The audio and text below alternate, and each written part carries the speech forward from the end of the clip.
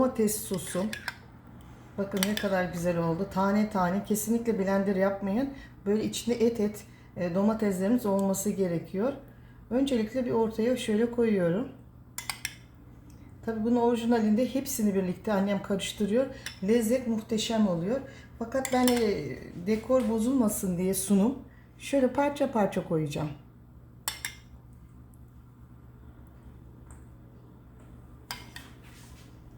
Siz evde sunum için değil, lezzet için yaparsanız hepsini birlikte karıştırın. Şu şekilde. Videomu izlediğiniz için çok teşekkür ederim.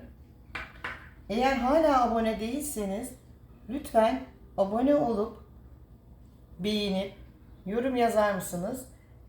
Bundan sonraki tariflerimden haberdar olmak için lütfen zil tuşuna basınız.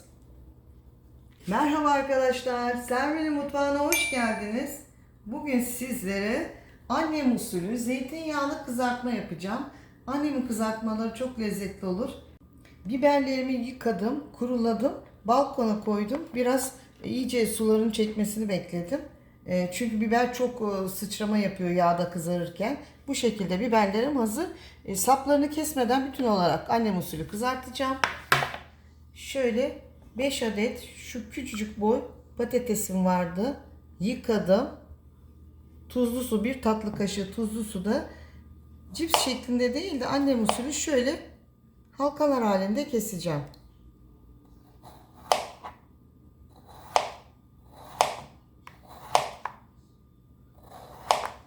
Çok da ince kesmeyin, biraz etli olsun. 15 dakika beklediler. Tuzlu sudan alıyorum patateslerimi. Kağıt havluya seriyorum. Altında da yine havlum var.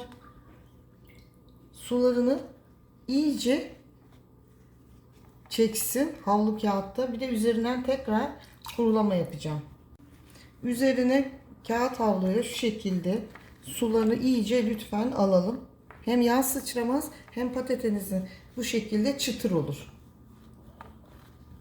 Ağzımıza yerken kızartmamız anne usulünde etli patateslerin gelmesi gerekiyor. Bu şekilde bunu da kurumaya bırakıyorum. Önce biberlerimi kızartıyorum. Arkadan patatesimi, arkadan da şöyle tirede topan patlıcan derler. Bizim bostan patlıcan. Her yöreye göre ismi değişiyor. Bizim tirede buna topan patlıcan derler. Şöyle sapını aldıktan sonra ikiye bölüyoruz. Şu şekilde patlıcanımızı ikiye böldük. Bir tek yerinden çizgi atıyoruz. Şu şekilde. O da çok ince olmasın. Etli etli olsun. Şu şekilde.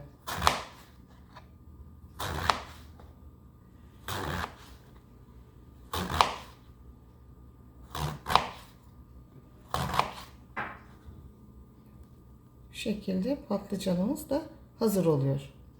Patlıcanlarımı bu şekilde kağıt havluya koyuyorum. Tuzlu suda bırakmıyorum patlıcanlarımı.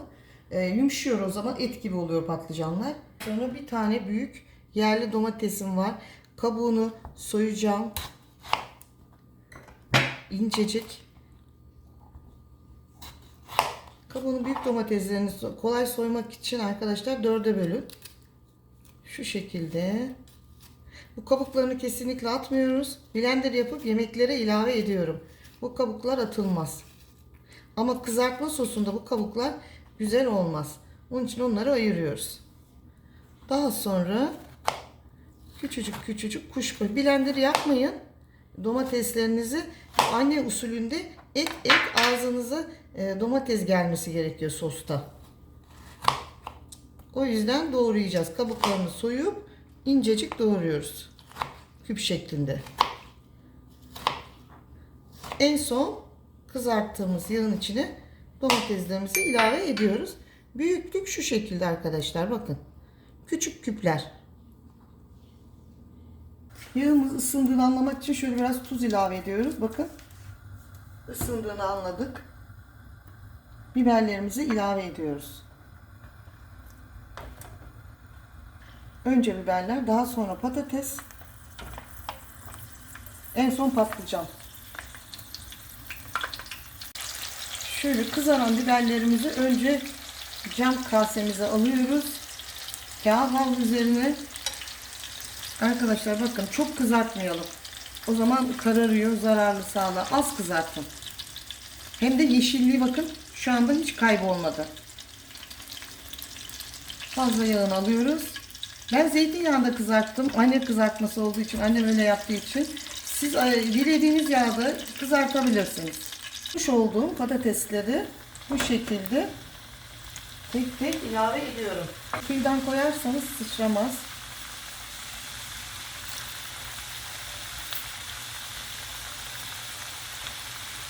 Bir tarafı kızarana kadar çevirmiyoruz patatesleri. Daha çıtır olması için. Bakın patatesler, bir tarafı kızaranlar artık üst kata çıkmaya başladı. Bakın kızarmış. Bunları hemen bir çeviriyoruz. Diğer tarafları da kızarsın. Şimdi bu cilt şeklinde doğramadığımız için biraz çevirmek gerekiyor. Kızaran patateslerimizi şu şekilde kağıt havlunun üzerine alıyoruz. Daha sonra yağları süzüldükten sonra servis tabağında dekor yapacağım.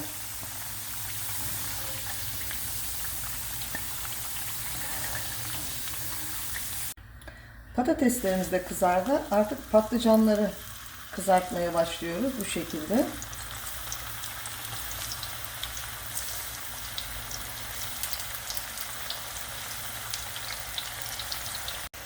Bir tarafları kızaran patlıcanları ikinci tarafını çeviriyorum.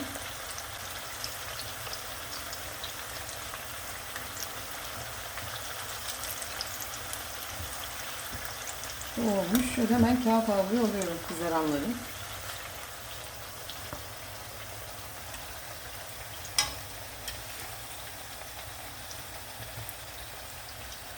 Bu şekilde bütün patlıcanlarımı kızartıyorum. Son tava patlıcanlarım da kızardı. Şimdi patlıcanlarımı alıyorum. Kızartmam bitti. Sos kısmına geçiyoruz. Şimdi arkadaşlar bu zeytinyağı çok değerli. Bütün sebzelerin kızardığı, fakat bu yağ çok fazla. Şimdi annem bu yağın hep içine atardı, bütün şeyler hiç ayırmazdı. Ama artık günümüzde biz yağı sevmiyoruz. Ben yağı bir kepçe bırakacağım arkadaşlar. İçinde bakın şu anda bir kepçelik bir yağım var. Kabuklarını soyup bu şekilde sıcak yağa ilave ediyorum. Ocağın altını kapamıştım sıçramasın diye tekrar açıyorum ama yağım sıcaktı. Karıştırarak içinde kızartırken bir tatlı kaşığı tuz koymuştum. Bir tatlı kaşığı daha tuz ilave ediyorum. Şimdi tuzla birlikte domateslerim yumuşayana kadar pişireceğim yağda.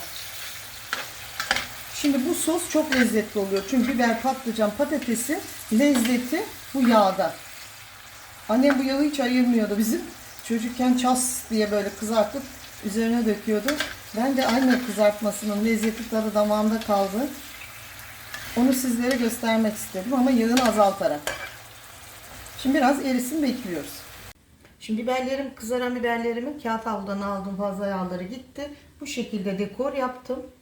Sapları dışarıda kalacak şekilde. Daha sonra üzerine patateslerini bu şekilde yerleştiriyorum. Bakın.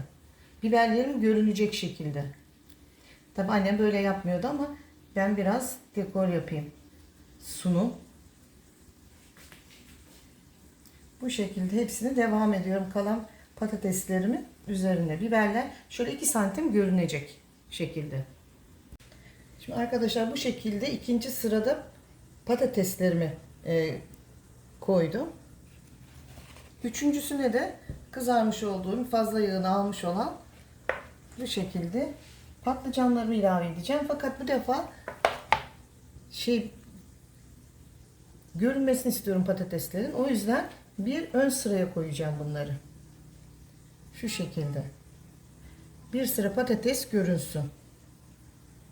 Bu şekilde üzerleri dolana kadar kapatıyorum.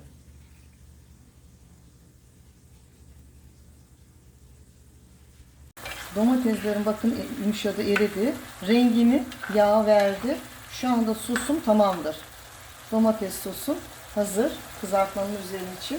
Fakat sosu hemen dökmeyin, kızartmayı yumuşatır. Bir 15-20 dakika bu sosun soğuması gerekiyor. Yoksa patlıcanlar, patatesler yumuşacık olur. Bunu şimdi ben soğutacağım.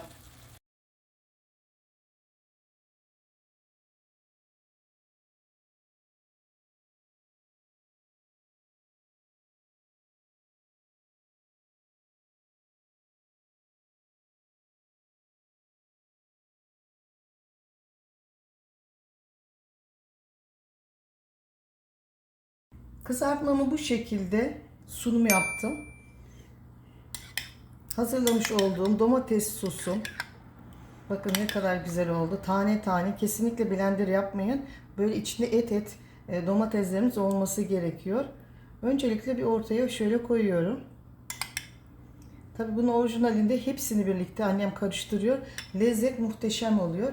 Fakat ben dekor bozulmasın diye sunum şöyle parça parça koyacağım.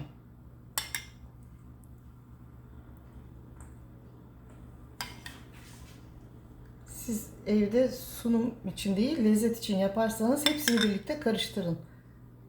Şu şekilde. 2 kaşık süzme yoğurdu, 2 kaşık normal yoğurdu iyice karıştırdım. 2 diş sarımsağı, 1 çay kaşığı tuzla birlikte ezdim. Şimdi sarımsakla da güzelce karıştırıyorum. Bu tabi yoğurt üzerine, sosun üzerine isteğe bağlı. Biz bu şekilde yoğurt da yerken koyuyoruz. O şekilde size göstermek istedim. Anne kızartma videomu izlediğiniz için çok teşekkür ederim. Eğer hala abone değilseniz lütfen abone olup beğenip yorum yazar mısınız? Bundan sonraki tariflerimden haberdar olmak için lütfen zil tuşuna basınız. Bu güzel anne kızartmasını hepinize öneriyorum. Hoşça kalın, sağlıkla kalın, mutlu kalın.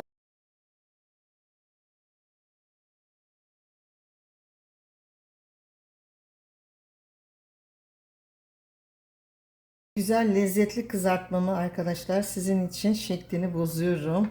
Şu şekilde. Bir tane patatesinden alıyorum. Bir tane biberinden. Domates sosu. Şu güzelliğe, şu lezzete bir bakar mısınız? Sizin için şimdi şöyle tadıyorum ha. Bakın sosuna.